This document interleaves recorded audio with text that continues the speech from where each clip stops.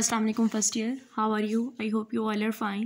I am Miss Nishat Fatma once again with the online lectures, and I really hope to get your positive response towards these lectures. We are starting our chapter number 5 and it is about the variety of life. हम लोगों ने जो physical classes थी उसमें chapter number 4 तक complete कर लिया था. आज चैप्टर नंबर 5 का फर्स्ट लेक्चर है and first lecture is all about the introduction which is about the variety of life. Okay, starting from variety of life, हम लोग पहले जो है वो variety of life इस word का मीनिंग समझेंगे, उसके बाद आज का लेक्चर आपको समझ आएगा. तो what is the meaning of variety. आमतौर पर जब हम लोग वैरायटी की बात करते हैं तो हम किसी ऐसी चीज़ की बात करते हैं जो डिफरेंट हो, मतलब डिफरेंट चीज़ें. ठीक है, वैरायटी है इसमें, मतलब डिफरेंट इकसाम, डिफरेंट टाइप्स और डाइवर्स, वर्सटैलिटी. ठीक है, तो ये 3-4 वर्ड्स हैं जिनका हम कह सकते हैं कि ये कलेक्शन है वर्ड वैरायटी. ठीक है, तो जब हम लोग वैरायटी ऑफ लाइफ की बात करेंगे तो डेफिनेटली इसमें हम लिविंग ऑर्गेनिजम्स की वैरायटी के बारे में बात करेंगे. वैरायटी किस चीज़ में? उसकी डाइवर्सिटी, उसके स्पीशीज़ में, between species and among species. ठीक है, स्पीशी मतलब एक ही स्पीशी के डिफरेंट मेंबर्स में क्या चीज़ें हैं जो सिमिलर हैं या डिफरेंट है. फॉर एग्जांपल ह्यूमन बीइंग्स हैं. ठीक है, तो स्पीशी एक ही है लेकिन मे बी चीज़ें जो हैं वो डिफरेंट हो सकती हैं. ठीक है, सिमिलर हो सकती हैं. तो एक ही स्पीशी के मेंबर्स के दरमियान वैरायटी एंड डिफरेंट स्पीशीज़ के दरमियान variety. For example human and plants और प्लांट्स और animals, these are 2 different species. और इन 2 स्पीशीज़ के दरमियान जब हम वैरायटी को सिमिलरिटीज़ और डिफरेंसेस को डिस्कस करते हैं तो वो भी वैरायटी में ही आ जाता है. ठीक है, तो लिविंग ऑर्गेनिजम्स की टाइप्स, उनकी डिफरेंसेस, सिमिलरिटीज़, ये सारी चीज़ें हम ये कहते हैं कि ये वैरायटी में है. ठीक है, तो वैरायटी ऑफ लाइफ में जो आपका इंट्रोडक्शन है उसमें कुछ चीज़ें हैं जो बताई हुई हैं क्लासिफिकेशन के बारे में. Although you have also learned about classification in your previous classes in the matric, लेकिन यहाँ पर थोड़ा सा डिफरेंट वे से और थोड़ा सा डिटेल्ड हम इसको डिस्कस करेंगे कि क्लासिफिकेशन क्या होती है. तो सबसे पहले जो पॉइंट है इसमें बेटा आप लोगों ने साथ साथ लेक्चर नोट करते जाना है. ठीक है, तो सबसे पहले जो पॉइंट है इसमें नीड ऑफ क्लासिफिकेशन. ठीक है, कि क्लासिफिकेशन की ज़रूरत क्यों महसूस हुई. ठीक है, तो मतलब ये है कि हमारे पास एक वैरायटी है ऑर्गेनिजम्स की, तो हम क्यों डिफ्रेंशिएट करना चाहते हैं, उनको हम क्लासीफाई क्यों करना चाहते हैं, कि हम ग्रुपिंग क्यों, क्लासिफिकेशन इज़ एक्चुअली ग्रुपिंग, तो हम ग्रुपिंग क्यों करना चाहते हैं. ठीक है, ज़रूरत क्या महसूस हुई थी. तो इसमें पहला पॉइंट है easy to deal. Okay, there are, if we talk about the species of animals, there are 1.5 million species of animals right now on earth and 0.5 million species of plants are known. What is the meaning of known? ऐसी species जो identified हैं, जिनकी अभी तक शनाख्त हो चुकी है अर्थ पर, वो प्लांट्स की हैं 0.5 और एनिमल्स की हैं 1.5.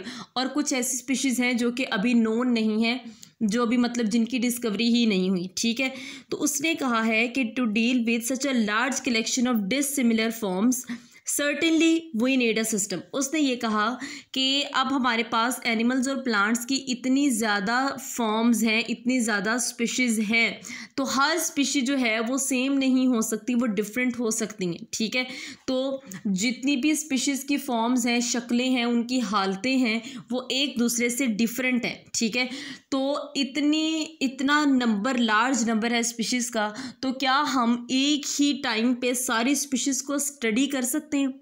नहीं कर सकते. ठीक है, maybe there are dissimilar forms, maybe there are differences, maybe there are common points, similarities.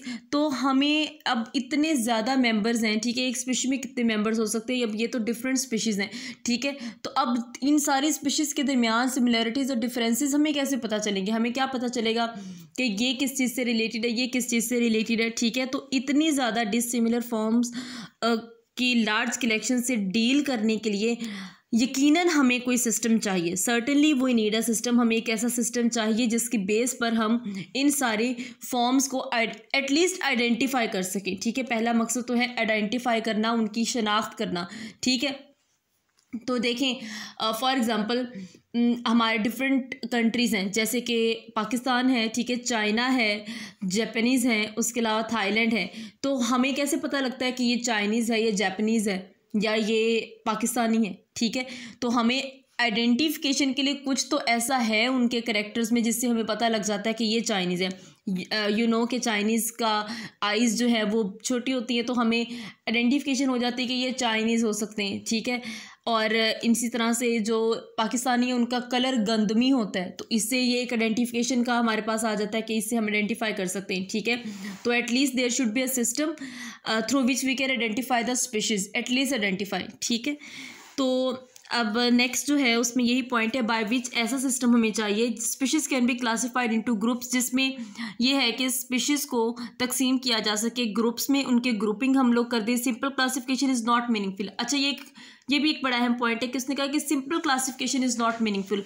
मतलब ये है कि अगर हम सिंपली उनको क्लासिफाई कर दें, ठीक है, कि जिनके कद लंबे होंगे वो ये स्पीशीज़ होंगी, जिनकी हाइट कम छोटी होगी वो ये स्पीशीज़ होगी, जिनका हेयर कलर होगा, तो हम ये कुछ हम कह सकते हैं कि ये मॉर्फोलॉजिकल उनकी फॉर्म्स हैं, ठीक है, कि एक्सटर्नल कैरेक्टर्स जिनकी बेस पर हम क्लासिफाई कर दें। लेकिन उसने कहा है कि इस तरह की जो क्लासिफिकेशन होती है जनरल कैरेक्टर्स की बेस पर, वो मीनिंगफुल नहीं होती, ठीक है। तो इस वजह से मीनिंगफुल क्यों नहीं होती वो मैं यहाँ पे आगे आपको बताती हूँ। इस वजह से उसने कहा है कि many types of classifications are possible, कि क्लासिफिकेशन डिफरेंट तरह से हो सकती है। फॉर एग्जाम्पल उसने कहा, फॉर एग्जाम्पल हमारे पास एक फ्लावरिंग प्लांट है, ठीक है, can be classified on the basis of flowering plant है हमारे पास, तो हम उसकी फ्लावरिंग प्लांट की स्पीशी है, ठीक है, तो हम उसको क्लासीफाई कर सकते हैं on the basis of colour, height and other characters, ठीक है। लेकिन उसने कहा कि this type of classification is not meaningful because it doesn't provide information about, अब कलर, हाइट और करेक्टर है, ठीक है, दूसरे करेक्टर्स, अब इसकी बेस पर अगर हम क्लासिफाई करें तो हम डिफरेंट इंडिविजुअल्स के दरमियान जो है वो सिमिलरिटीज़, बेसिक सिमिलरिटीज़ और डिफरेंसेस नहीं बता सकते, ठीक है। बेसिक सिमिलरिटीज़ और डिफरेंसेस क्या होते हैं? फॉर एग्जांपल अब हम दो इंडिविजुअल्स हमारे पास, तो हम उनको ग्रुप बना देते हैं कि इसकी हाइट छोटी है, इसको एक ग्रुप में रख दो, इसकी हाइट बड़ी है, इसको एक ग्रुप में रख दो, ठीक है। तो क्या इस क्लासिफिकेशन की वजह से हम उन दोनों के दरमियान बेसिक डिफरेंसेस हम आइडेंटिफाई कर सकते हैं? नहीं कर सकते। हम बेसिक सिमिलरिटीज़ जो है वो आइडेंटिफाई कर सकते हैं? नहीं कर सकते। अब बेसिक डिफरेंसेस और बेसिक सिमिलरिटीज़ क्या होती है? मतलब ये है कि अगर ये दोनों अब सेपरेट हो गए, इनके अलग-अलग ग्रुप हो गए हाइट की बेस पर, ठीक है, लेकिन हम ये नहीं आइडेंटिफाई कर सकते कि क्या इनका कॉमन पॉइंट क्या था, ये ओरिजिनेट कहाँ से हुए, इनकी एवोल्यूशन कहाँ से हुई, इनके ऐसे कौन से, ये पहले किस तरह के थे, बाद में इनके अंदर एडॉप्टेशन किस तरह से हुई, ठीक है, दूसरे ऑर्गेनिज्म से ऐसी कौन सी इनके अंदर जेनेटिक चीज़ें हैं जिनकी वजह से ये डिफरेंट है। तो हम बहुत सारी ऐसी लंबी लिस्ट है जो कि हम इन एक सिंपल क्लासिफिकेशन की बेसिस पर उसको आइडेंटिफाई नहीं कर सकते। Therefore we need a elaborate system जिसके ज़रिए से हम स्पीशीज़ को आइडेंटिफाई कर सकें एंड क्लासीफाई कर सकें। ओके, उसने कहा कि साइंटिफिक वे ऑफ क्लासिफिकेशन के साइंटिफिकली हम किस तरह से स्पीशीज़ को, इंडिविजुअल्स को क्लासीफाई कर सकते हैं। तो उसमें फर्स्ट पॉइंट है एवोल्यूशनरी ग्रुप्स। मतलब एवोल्यूशन क्या होती है? एवोल्यूशन हम कहते हैं इर्तिका को। इर्तिका का क्या मतलब होता है कि एक चीज़ से जब कोई नई चीज़ बनती है तो वो होती है इर्तिका, ठीक है।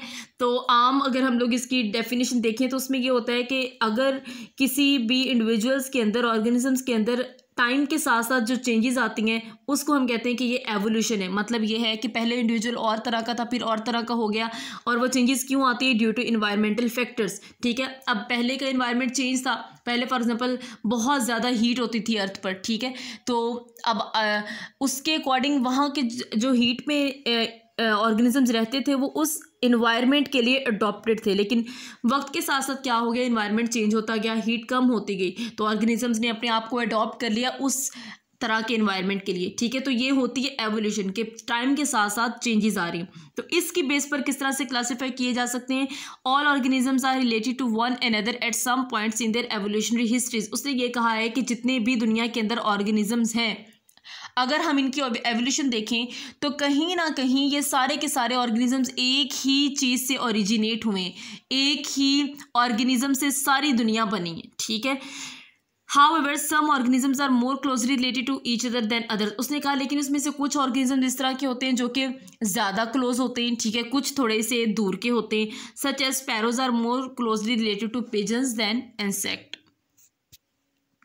Similarity among characters classification is based on. अच्छा, अगर हम जो सिमिलरिटीज़ हैं उनकी, ठीक है, मतलब ऑर्गेनिजम्स के अंदर एक जैसी खुसूसियात, अगर इसकी बेस पर क्लासिफिकेशन की जाए तो किस तरह से होगी। Similarities among structure and form, तो सिमिलरिटी हमने किस चीज़ में देखनी है, उसके स्ट्रक्चर में, एंड फॉर्म में। फॉर्म हम कहते हैं ज़ाहरी शक्ल सूरत को, ठीक है, एंड स्ट्रक्चर मतलब अंदरूनी स्ट्रक्चर भी हो सकता है, बैरूनी स्ट्रक्चर भी हो सकता है।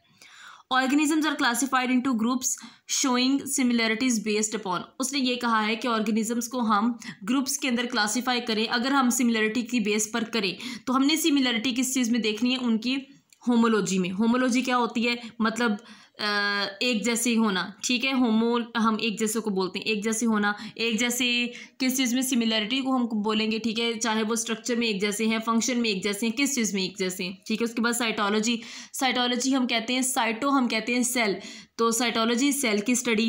कंपैरेटिव बायोकेमिस्ट्री, कंपैरेटिव बायोकेमिस्ट्री का ये मतलब होता है कि जो बॉडी के अंदर मेटाबॉलिक रिएक्शंस हो रहे हैं, ठीक है, हम उसका कंपैरिजन्स करते हैं जब हम ग्रुपिंग करते हैं कि इस ऑर्गेनिज्म में किस तरह से हो रहे हैं, दूसरे ऑर्गेनिज्म में किस तरह से हो रहे हैं। उसके बाद genetics, and this is the I think most important factor to classify any individual.